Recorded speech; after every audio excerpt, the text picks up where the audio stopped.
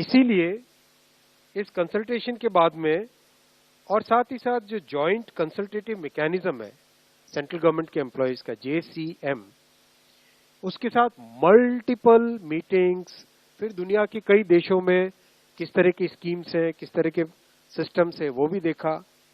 फिर भारत की जो अर्थव्यवस्था है और केंद्र सरकार का बजट है उसको समझने के लिए रिजर्व बैंक ऑफ इंडिया के साथ, वर्ल्ड बैंक के साथ, सबके साथ कंसल्टेशंस हुए और इस कंसल्टेशन के बाद में एक यूनिफाइड पेंशन स्कीम का रिकमेंडेशन इस कमेटी ने किया।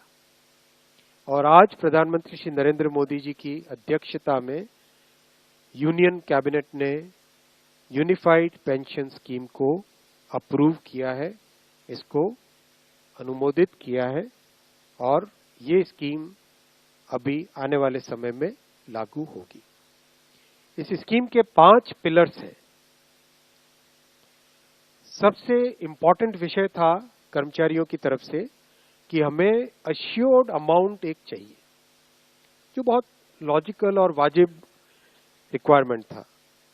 तो इस डिमांड पे एक मेथोडिकल वे में काम करके और एक्चुअरियल साइंसेस, जो लोग आगे का भविष्य का रिक्वायरमेंट वगैरह कंप्यूट करने का एक तरीका होता है जिसको एक्चुअरियल साइंस बोलते हैं, उनके साथ मिलके कई तरह के फाइनेंशियल मॉडल्स को प्रोजेक्ट करके और सबके साथ मिलके एक सिस्टमेटिक तरीके से 50% अश्योर्ड पेंशन, ये इस यूपीएस का सबसे पहला पिलर है। इसकी डिटेलिंग देखनी चाहिए हमें। जो ये अमाउंट मिलेगा वो रिटायरमेंट से पहले के 12 महीनों की एवरेज बेसिक पे का 50% होगा। मैं रिपीट कर रहा हूं, अश्योर्ड पेंशन का जो अमाउंट है that will be the average of basic पे ऑफ 12 मंथ्स बिफोर सुपर एनुएशन, उसका 50% होगा। और इस फुल पेंशन के लिए जो क्वालिफाइंग सर्विस रहेगी वो रहेगी 25 इयर्स, यानी 25 वर्ष तक अगर किसी ने काम किया है, सेवा की है, तो उसको फुल पेंशन यानी जो ये अश्योर्ड पेंशन का अमाउंट है वो मिलेगा। 25 साल से अगर कम है लेकिन 10 साल से ज्यादा है तो उसमें प्रोपोर्शनेट पेंशन रहेगी, प्रो रेटा वो पेंशन का अमाउंट बनेगा। जो कभी किसी कर्मचारी की डेथ हो जाए तो फैमिली पेंशन एक बहुत बड़ा, स्पाउस के लिए ये बहुत बड़ी एम्प्लॉयज की एक रिक्वायरमेंट थी, डिमांड थी। तो सेकंड पिलर इस यूपीएस का है अश्योर्ड फैमिली पेंशन। किसी भी कर्मचारी के डिमाइज से पहले, इमीडिएटली पहले जो पेंशन थी, अमाउंट था, उसका 60% मिलेगा एम्प्लॉय के, डिसीज्ड एम्प्लॉय के स्पाउस को। ये सेकंड पिलर है। थर्ड पिलर है अश्योर्ड मिनिमम पेंशन। कई बार देखा कि सर्विस कम होती है और कंट्रीब्यूशन जितना हुआ है उससे एक सफिशिएंट अमाउंट नहीं मिल पाता था, और ये अपने आप में एक बड़ा विषय था केंद्र सरकार के कर्मचारियों का और एनपीएस में जुड़े सभी कर्मचारियों का। इसीलिए एक minimum assured pension, assured minimum pension 10,000 rupees per month, वो इसमें यूपीएस में थर्ड पिलर ये रखा गया।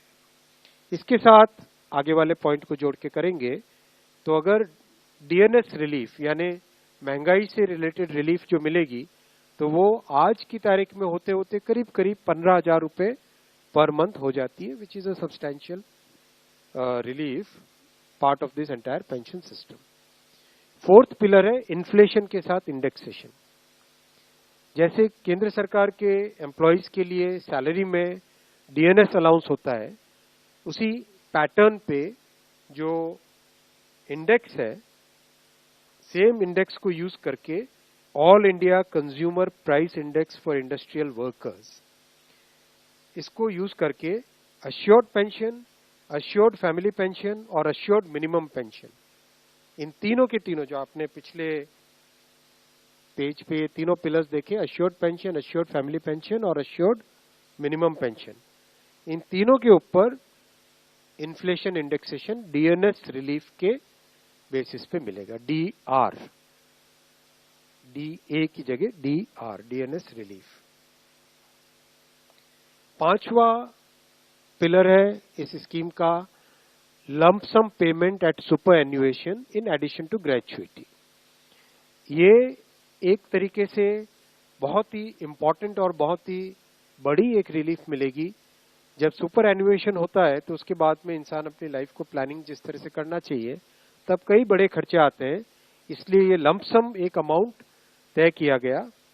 यह है कि हर 6 महीने की सर्विस के लिए मंथली एमोल्यूमेंट्स विच मीन्स पे एंड डीए कंबाइंड, उसका 10% अमाउंट।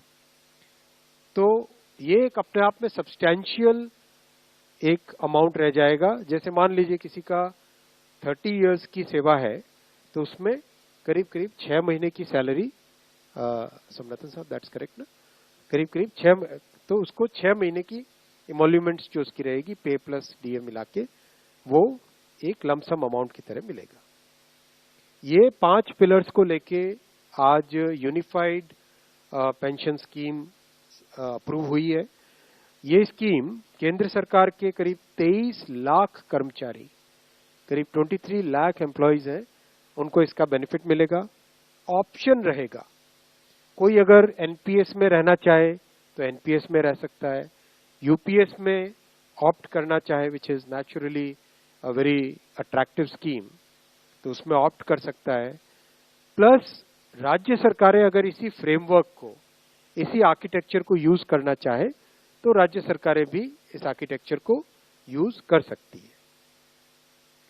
अगर राज्य सरकार के कर्मचारी भी इसमें शामिल होते हैं तो करीब 90 लाख के आसपास टोटल कर्मचारी इसका बेनिफिट मिलेगा।